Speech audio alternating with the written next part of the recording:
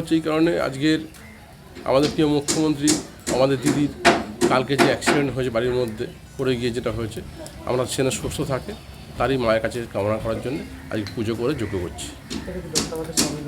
সবাই লোকজন আছে, সব মহিলারা আছে, আমাদের সব ক্লাবের ছেলেরা আছে, সব ক্লাবে দিয়ে এটা করছে, বিআই ক্লাব দিয়ে করা হচ্ছে। তাদের সুস্থটা একদম।